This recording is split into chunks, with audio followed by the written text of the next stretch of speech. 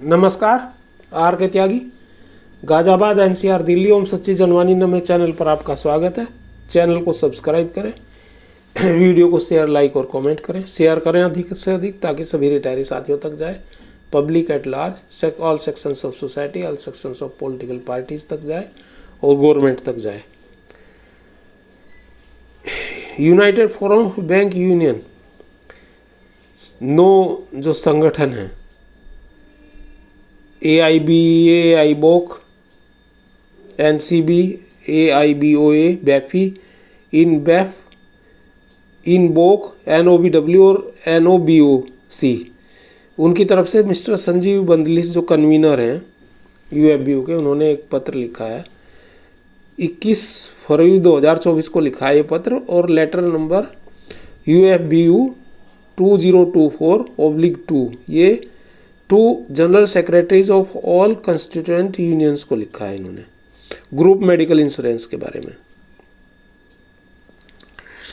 Dear comrades, group medical insurance scheme, you are aware that improvement and modification in the present group medical insurance scheme is one of our demands in the current negotiations. IBA agreed that they would discuss the issue with UFBU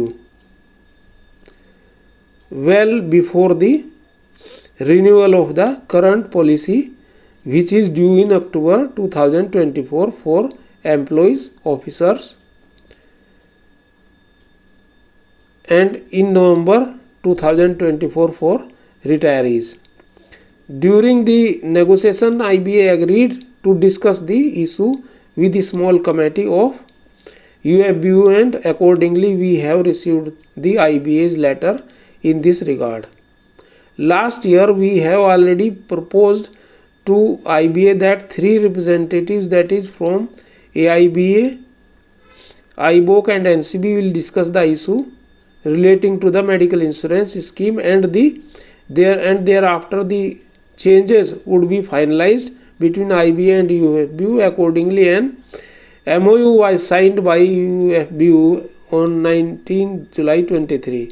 It is suggested that this time also subcommittee of representatives from AIBEA, IBOC and NCB may be informed to IBA so that the IBA can hold the discussions well in time. We hope this will have your concurrence. Please let us know with greetings. Comradely yours और Sanjeev बंदलिस, convener VK। अच्छा, ये इन्होंने लिखा तो है letter, लेकिन ये तो पिछली बार भी इन्होंने लिखे थे लेटर और पिछली बार भी हुआ था, लेकिन क्या हसर क्या हुआ था, वो तो बिल्कुल बेकार स्कीम थी। उसमें 1-1 लाख रुपए का लोगों को नुकसान हुआ, 1-1 लाख रुपए में इंश्योरेंस लेनी पड़ी वो पॉलिसी। तो अगर ऐसा ही ये अब भी कर रहे हैं तो हम इसका विरोध करते हैं।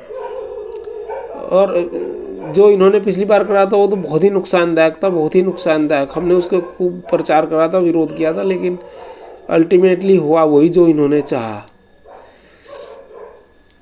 तो सद्बुद्धि दे भगवान, कुछ रिटायरीज के लिए कर दें, इन सर्विस एम्प्लॉयज़ के लिए तो इन्होंने फ्री कर रखा है, हमारे लिए भी करना चाहिए इन्हें। अच्छा, एक वसंत वानकोड़े जी का मैसेज आया था, ये मैं आपको बता देता हूँ। 21 तारीख में आया था और ये कहते हैं, dear retiree friends, I was compelled to give following application in the court today. Vasant Wankode on 21 February 24। Criminal case की बात करें, MS 767/18 in the court of the senior division, criminal division, Kolhapur, Vasant Damodar Wankode plaintiff versus Usha Anand Subramaniam and others respondent. अब ये वसंत वानकोड़े के बारे में कोई लोग बाग पूछते ही रहते हैं, उसमें क्या हुआ नहीं क्या हुआ, तो ये वैसे तो ये सर्कुलेट हो गया, फिर भी मैं आपको पढ़ देता हूँ। The complaint in this case wants to state as under: he is 73 years old. All the beneficiaries are in the range of 70 to 96 of age and are eagerly waiting for outcome of this case. This case has been filed in 2018. Due to corona, the case was lost 2 years. Even the order under CRPC 202 was issued in 2022. I met the IO Mr. Giri Goswami at Lakshmipuri police station day before yesterday. It was learned that Honorable Court has sanctioned 1 month's time to submit the report of re-investigation. He shall be submitting his report on 21st February 24 positively. However, the police machinery seems to have not submitted the report today. 21 तारीख को भी submit नहीं करी। यही तो police का रहता है ना, पुलिस तो बहुत इन कामों में माहिर है। एज सच वो तो मतलब तोलती रहती है। एज सच इट, इससे आगे क्या कहूँ। As such it is requested to the honourable court that the honourable court is requested to come heavily on accused persons.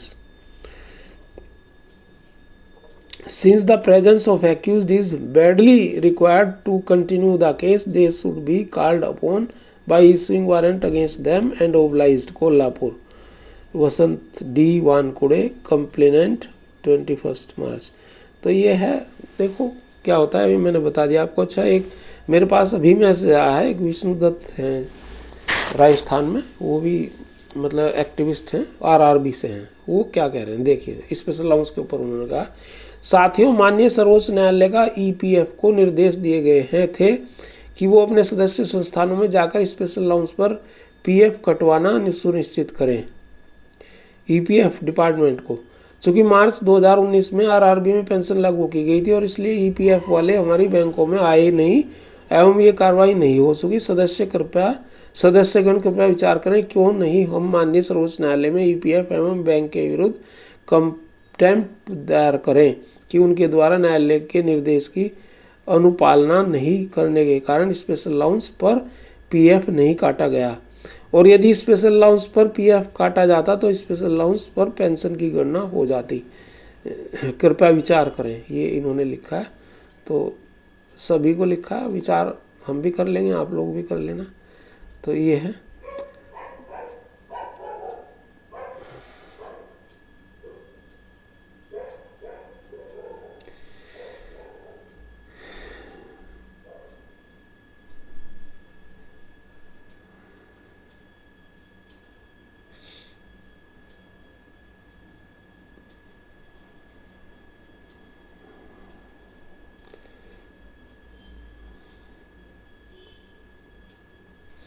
साथियों, अभी श्री जे.एन. शुक्ला जी का फ़ोन आया था, तो उन्होंने मुझे बताया कि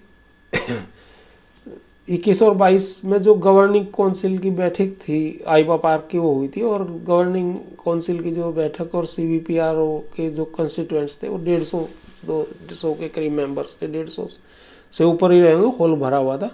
और उसको जो है शेयर किया था श्री गिरीश आर्य जी, जो